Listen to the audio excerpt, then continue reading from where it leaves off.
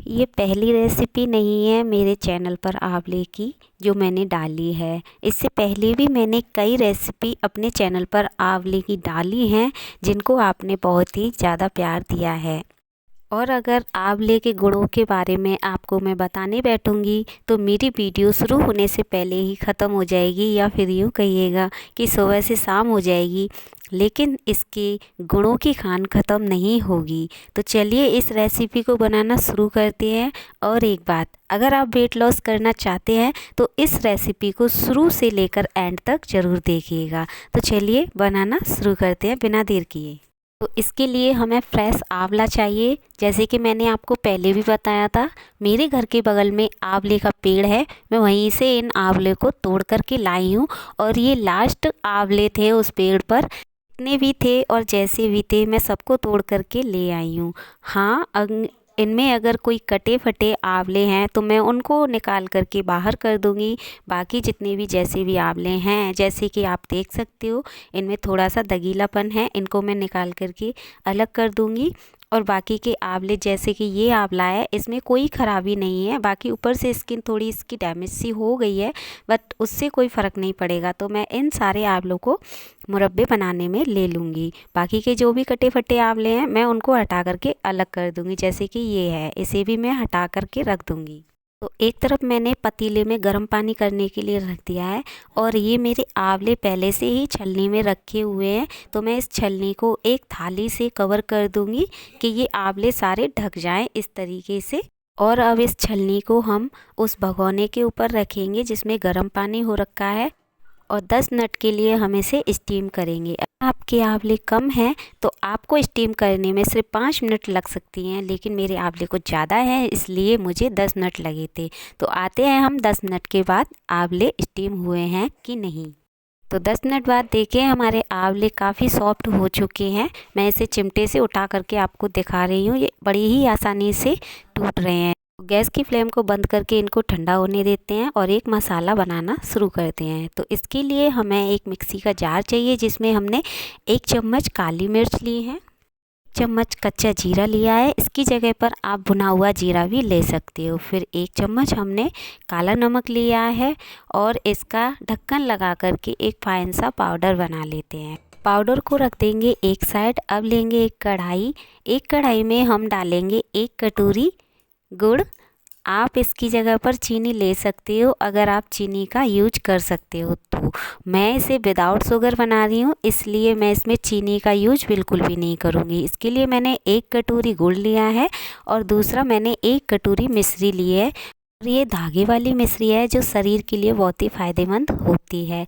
इसको मैंने थोड़ा सा कूट लिया है, आप चाहो तो इसे थोड़ा बारीक कूट सकते हो। मुझसे थोड़ा बारीक नहीं कूटा गया था, मैंने इसे मोटा मोटा ही डाल दिया है। बाकी इसमें जब चाशनी बनेगी तो ये घुल जाएगी। इसे मैं लो टू मीडियम फ्लेम पर इसकी चाशनी बनाने रख देती हूँ, और इसमें मैंने पानी बिल्कुल भी ऐड नहीं किया है।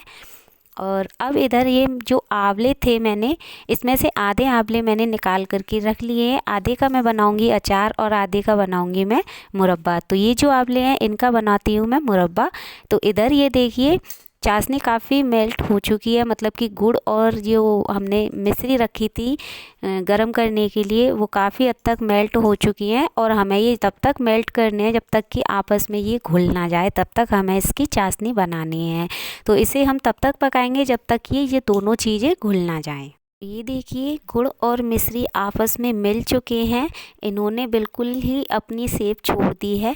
तो चलिए, अब ये चाशनी बन कर के रेडी है। और चाशनी की हमें यही स्टेज चाहिए कि ये ड्रॉप के फॉर्म में गिरने लगे, मतलब कि धीरे धीरे टपकने लगे, कुछ इस तरीके से। ये देखिएगा, एक एक बूंद इससे धीरे धीरे से गिरेगी तो समझ लीजिएगा हमारी चाशनी बन कर के रेडी है।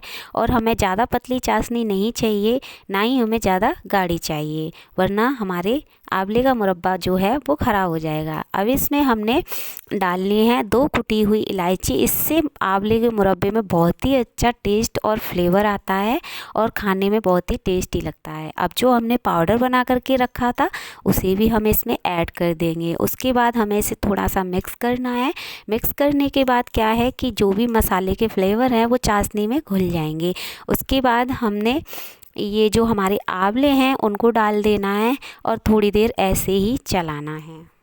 2 से 3 मिनट के लिए हमें आंवले इसी तरीके से चलाते रहना है। फिर उसके बाद हमें ये ढक कर के 5 मिनट के लिए कवर करके पकाना है, ताकि जो भी चाशनी का फ्लेवर और मसाले का फ्लेवर है वो आंवले के अंदर घुल मिल जाए। इसलिए हमें ये 5 मिनट के लिए ढक कर के लो टू मीडियम फ्लेम पर पकाना है, जब तक कि ये इसमें एक उबाल ना आ जाए। एक उबाल के आने के बाद हम इसका ढक्कन हटा करके पकाएंगे।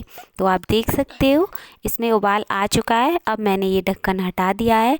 अब हमें ये चाशनी में तब तक पकाने हैं जब तक कि ये सिकुड़ कर छोटे ना हो जाए और इसका कलर चेंज ना हो जाए। एकदम रसगुल्ला टाइप का इसमें कलर आ जाएगा, तब तक हमें ये पकाने हैं चाशनी के अंदर लो टू मीडियम फ्लेम पर।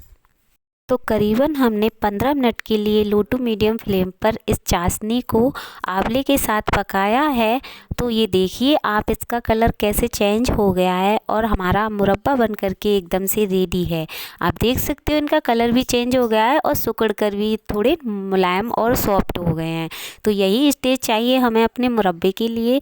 और अब हम गैस का फ्लेम बिल्कुल बंद कर देंगे और इस चाशनी को मुरब्बे के साथ ठंडा होने देंगे। आप देख सकते हो आंवले का मुरब्बा बनकर के रेडी है और ये काफ़ी हद तक ठंडा हो गया है। तो चलिए मैं आपको इसे एक जार में भर कर के दिखाती हूँ। के लिए मैंने एक कांच का जार लिया है जिसमें सारे आंवले का मुरब्बा आ गया था, और ग्राम में मानो तो ये 1 केजी आंवले का मैंने मुरब्बा बनाया है, जो 1 किलो के जार में आ गया है। और बहुत ही आसानी से बन जाती है ये रेसिपी, और 1 साल तक या 2 साल तक भी आप इसे स्टोर करके रखोगे तो ये बिल्कुल भी ख़राब नहीं होगी।